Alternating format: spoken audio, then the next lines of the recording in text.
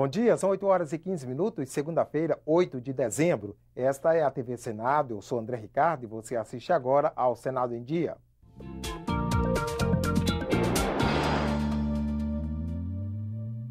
Esta semana, deputados e senadores devem concluir a votação do projeto de lei que flexibiliza a meta de superávit primário. No Senado, o destaque é a reforma do Código de Processo Civil. O repórter Tiago Tibúrcio tem as informações. O Senado deve avaliar essa semana o projeto de reforma do Código de Processo Civil.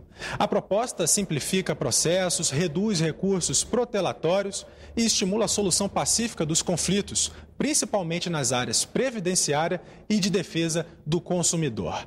Amanhã está marcada a sessão do Congresso Nacional para concluir a análise do projeto que flexibilizou a meta do superávit primário do governo federal. Na semana passada, foi aprovado o texto base da proposta. Agora, deputados e senadores devem analisar um dispositivo proposto pela oposição que limita as despesas discricionárias do governo. A sessão está marcada para o meio-dia, horário de Brasília. A TV Senado é a primeira emissora de TV do mundo a transmitir no YouTube sua multiprogramação, quer dizer, mais de um canal ao mesmo tempo. Na primeira semana de funcionamento, o serviço teve 247 mil acessos. A maior rede social de vídeos do mundo agora tem os sinais ao vivo da TV Senado. 30 pessoas, a galeria do Congresso, depois do tumulto, na sessão de terça-noite. Saiba mais em www.youtube.com/TV Senado. No canal, além das transmissões, também é possível rever as últimas 4 horas da programação. E os cidadãos também podem comentar o que assistem. Foi o caso do Pedro, do Rio de Janeiro.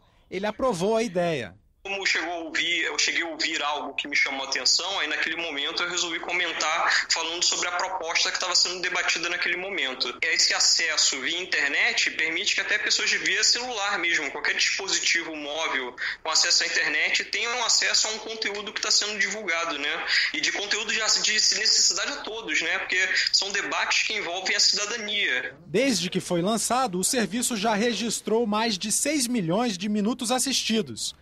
Quase 250 mil visualizações e 180 mil comentários. Os senadores elogiam o pioneirismo da iniciativa. Aqui, casualmente, estou usando o meu caso, que vocês tiveram o trabalho de fazer, que pela manhã estava falando, e você pode acompanhar simultaneamente o que está acontecendo ao vivo na TV Senado, acompanhar pelo YouTube, sem nenhuma perda de qualidade. A Comissão de Direitos Humanos e Legislação Participativa abre a Semana de Direitos Humanos em audiência pública logo mais às 9h30 da manhã. Além de debate com vários convidados, a audiência pública terá o lançamento de um vídeo produzido pelo Jornal do Senado e do livro A Educação Profissional para Pessoas com Deficiência. Permitir ao contribuinte doar dinheiro ao Fundo do Idoso no momento em que faz a declaração do imposto de renda é o objetivo de um projeto em exame no Senado. Hoje, só as doações aos fundos das crianças e dos adolescentes têm essa facilidade.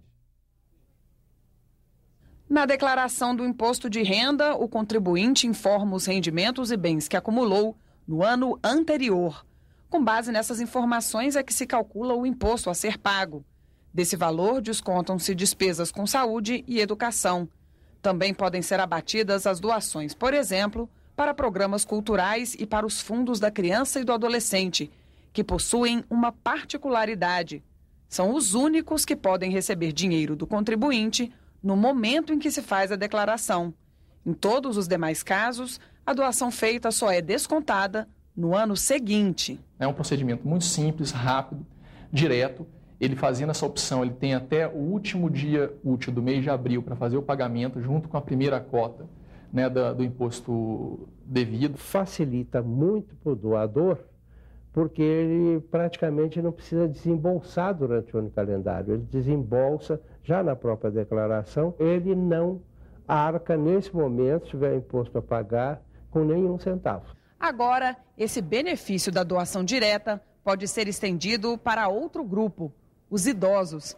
É o que estabelece um projeto de lei do Senado. Segundo o IBGE, em 2030, o número de pessoas com 60 anos ou mais terá ultrapassado o de crianças com até 14 anos de idade. É fundamental a gente entender que o país está envelhecendo rapidamente.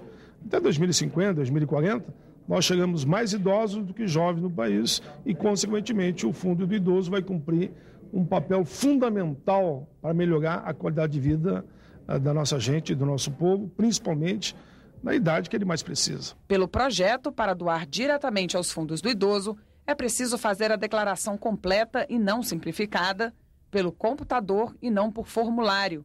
Além disso, o envio da declaração deve ser feito dentro do prazo. A doação também precisa ser em espécie e não em bens, e paga até a data de vencimento da primeira cota ou cota única. A quantia doada pode ser de até 3% do imposto de renda devido. Enquanto a proposta não vira lei, o Departamento de Promoção dos Direitos Humanos trabalha para que estados e municípios criem os fundos locais para receber a verba. Hoje, existem pouco menos de 100. Nós temos hoje aproximadamente 2.700 conselhos municipais da pessoa idosa, mas nós temos pouquíssimos fundos criados. Na verdade, não existe nem mapeamento de quantos fundos foram criados. Porque para você poder receber o recurso de uma doação para constituir um fundo, existe um processo legal a ser constituído. O município obrigatoriamente tem que aprovar um decreto de criação deste fundo. A matéria já foi aprovada na Comissão de Direitos Humanos e tem decisão terminativa na Comissão de Assuntos Econômicos. Ou seja, se aprovada nesta comissão, segue direto para o exame pela Câmara dos Deputados. O Congresso aprovou um projeto que dá prioridade para o uso de armas não letais, como balas de borracha, cacetetes e tasers, armas que dão choque nas ações policiais. Confira na entrevista desta segunda-feira.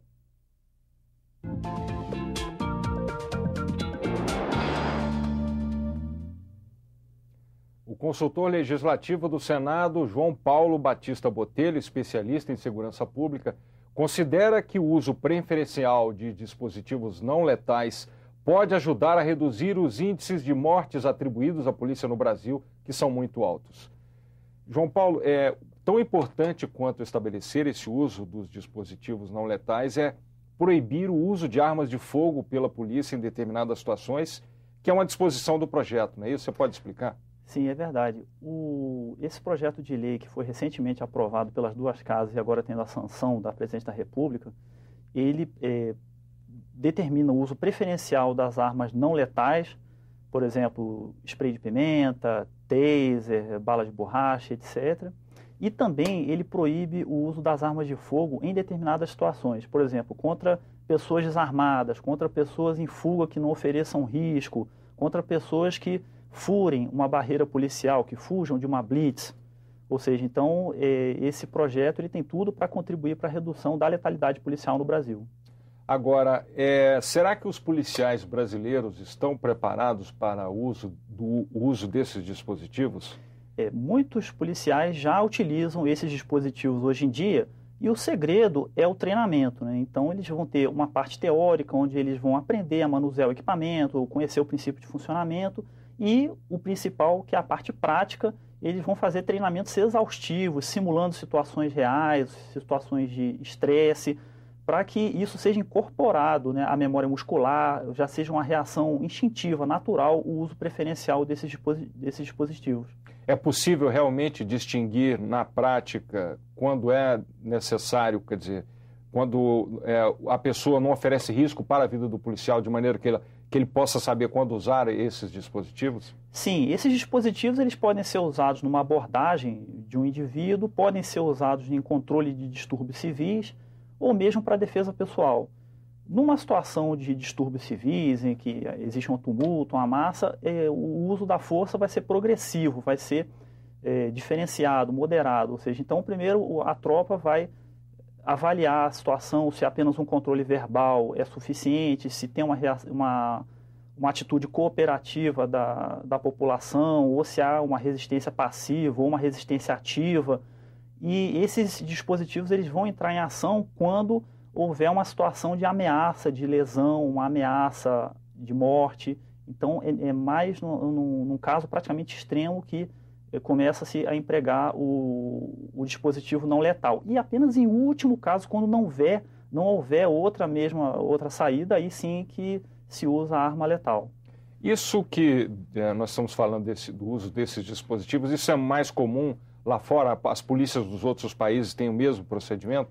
Sim, é bastante comum e existem, né, recomendações da ONU, né, por exemplo, o Código de Conduta dos Encarregados de Aplicação da Lei, os princípios básicos da utilização da força e das armas de fogo, são documentos, né, criados no âmbito da Organização das Nações Unidas para disciplinar o uso moderado da força. O projeto é dirigido só à Polícia Militar ou também à Polícia Civil? De que maneira a Polícia Civil pode usar isso no dia a dia?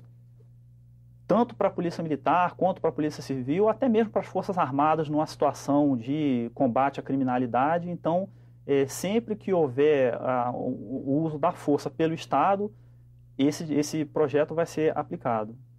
Tá. Agora, é necessário, quer dizer, serão necessários investimentos por parte das polícias. É verdade. Eu acho que não há, assim, esses equipamentos não estão disponíveis em larga escala hoje, né?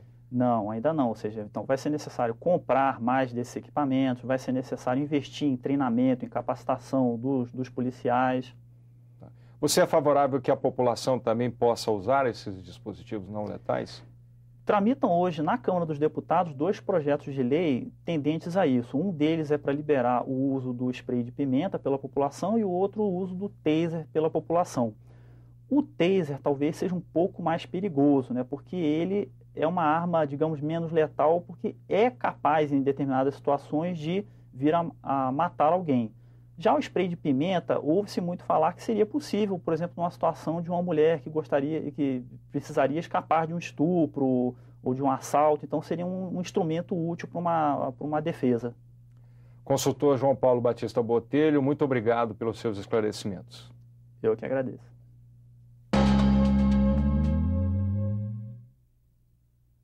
Ficamos por aqui. No decorrer do dia, você acompanha outras informações nos boletins do Senado Agora. Enquanto isso, continue assistindo a nossa programação.